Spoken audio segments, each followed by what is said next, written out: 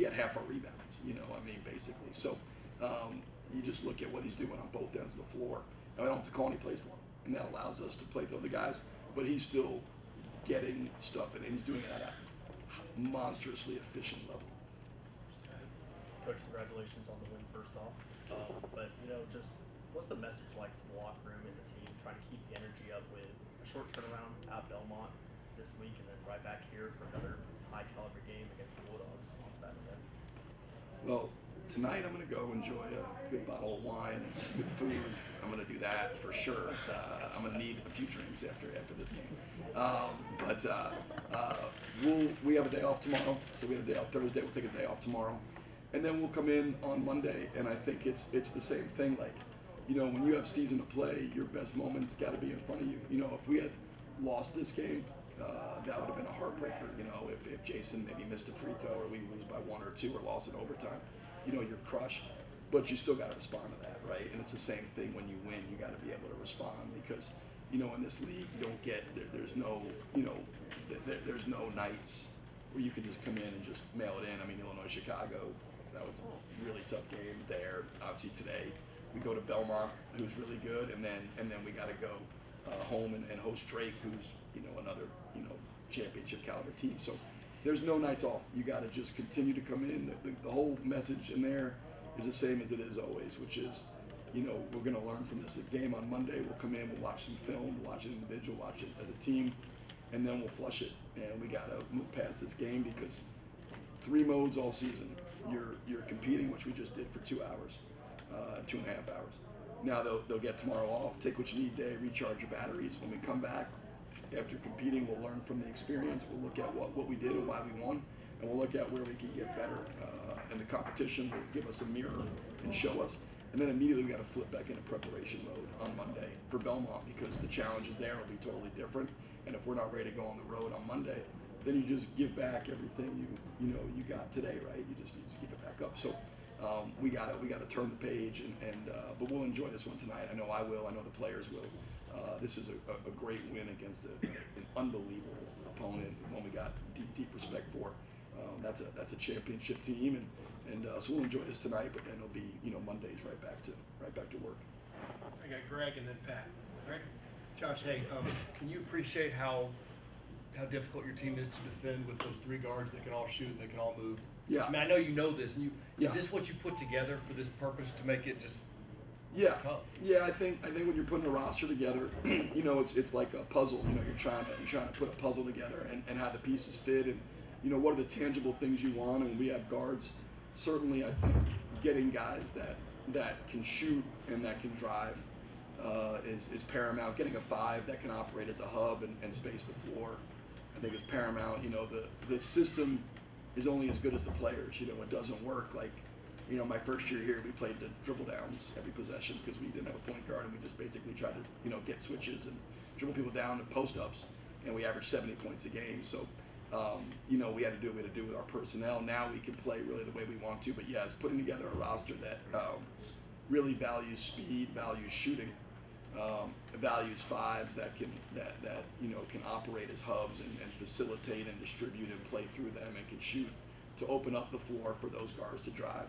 It is like, you know, it is basically, you know, team building is putting a puzzle together. The pieces got to fit and complement each other, and then you try to put them and bend it to the strengths of what you have. And so this year's strengths are different than last year's, even though I think last year we were 4th in the country in offensive efficiency, and I think we were 1st in 2-point percentage last year.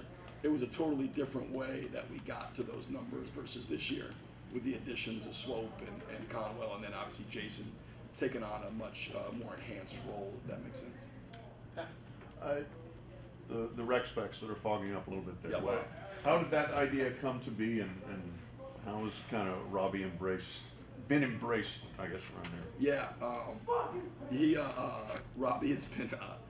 This idea, I think, was Todd Hine, one of our great supporters, and you know, he decided to do a Be Like Robbie Day. His son, Jacob, wears goggles, and I think that was like you know, he's a young kid, and I think that was something that we maybe a little bit teased about, and something that was, you know, maybe looked at, and then all of a sudden Robbie comes, and here's this big kid with goggles, and now all of a sudden, you know, it's like the coolest thing ever. And so Jacob goes from really kind of being, oh man, am I getting teased for wearing goggles, to, oh my God, that's so cool, you know. And so Robbie's obviously been he's kind of a, a cult hero here. And the one thing I really love about him and our team, and I tell them this is I think it's so cool when people understand their power and platform.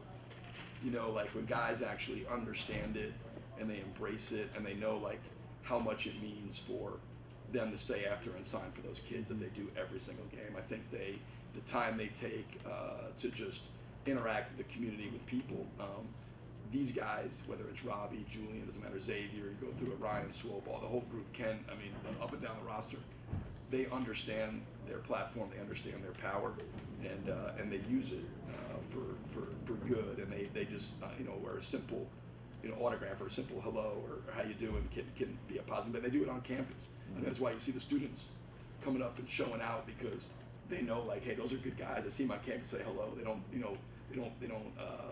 barricade themselves. They don't ostracize themselves from the rest of the campus. So it's a special group on the floor.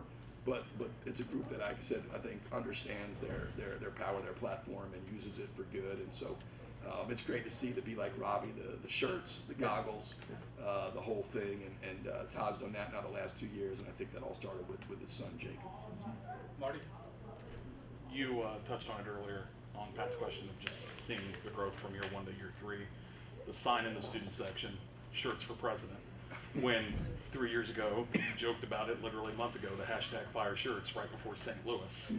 Yeah. You're not one for coach speak. So how great of a feeling is it to see, hey, you guys stuck with me, and guess what? Not only did I win you over, like Indiana State men's basketball is being talked about by Jay Billis on ESPN, and like, look at what my system has done, and how great of a feeling is that for you personally? Well, I think it's good that I guess I look at it more like I understood transitions are hard. When I came here, I took over for a coach that was one successful and two really beloved in the community. I mean that's the reality of the situation. I mean, he was pretty successful and he was really popular. And I came in and I'm this D2 coach, from Harrogate, Tennessee. I don't look like a coach. I'm not in as good a shape as Wardle and those guys. And so, I don't look like a coach. I'm a D2 guy. I remember my coming back from St. Louis, my first year we lost, and it was our 20th loss, and we were pulling the parking lot, and the bus dropped us off, whatever, and it was my wife and Jaden, and we were walking to my car, and it was, we lost on the Thursday, so it was Friday morning, and I was walking to my car, and somebody from the Rhodes dorm, there was a group of students up there, and they yelled like, "Hey, Schertz, go back to D3." And I looked at it, I was like, "It's D2, it was D2." and so, you appreciate it. It's always good to feel like you're appreciated. What I really take from it is how, like, Terre Haute it's a basketball community. They love their hoops. They understand their hoops. Indiana State, the students, the Forest. It's always nice to be appreciated, but it's also, you understand, it's because of the success of the guys on the court. And I've said this many times, coaches can only lose games. Like, coaches can not make the right adjustment. They can not call the right play. They can panic. They can maybe make the wrong substitution. We can do all kinds of stuff to lose. We can not be prepared. We can not adjust to whatever the game's calling for. Like, we can do all that stuff. Coaches can't win games, like, at any level, like, because players got to go out and do it. Like, whatever the game plan is, whatever you're telling them to do, like, they're the ones who got to go out and execute under pressure. They're the ones who got to go out and make plays. And so it's great to see that the community has embraced me, and also, but really wrapped their arms around this team. And we talk about all the time. We love the people here. They've been great. Even the first year, we lost 20 games when there was whatever, the fire Schertz and all that stuff. But the vast majority of people, from year one when we won 11 games, man, we believe in what you're doing. We love the way you play. And they rallied around, and those are the ones having that mind, body, soul experience, and where they're with us from day one through the dark days, and now they you go out there and you see 8,000 plus in there and almost a sellout at the Holman Center, and that place rocking, the roof coming off when Robbie makes a three or Jello makes a three, and that's a pretty special deal and something I'll always remember. But I'm forever, incredibly appreciative of our fans, because I don't think there's a better, Terre Haute catches a lot of flack for different stuff, but you're not going to find more loyal, more blue collar, and I'll say this too. Like I tell the guys all the time, like, we have a lot of guys at locker room, a lot of they said you can't kind of guys. Like a lot of our guys, Isaiah Swope was a D2 player coming out of high school, wasn't recruited D1. Robbie Avila wasn't athletic enough to play at a bigger level, right? Jason Kent, Bradley, and they didn't, they didn't necessarily think he fit great there, right? I couldn't coach at this level, and I couldn't get so. And I'd go down to Xavier Bledson didn't have a Division I offer coming out of high school. We could go through. There's been no yellow brick road for us, but there's been no yellow brick road for the people of Terre Haute either, right? We've had to earn everything we've ever gotten. I think there's a lot of overlap there. I think we relate. I think the community relates to us, but we relate to the community as well in terms of, we've not been gifted anything. We've had to earn it, and these people here, they understand they got to, work and work and do it unified, and that's the pathway through. And this team embodies that, and that's what this community is about. Coach, thank you. Thanks. Appreciate it. Appreciate it.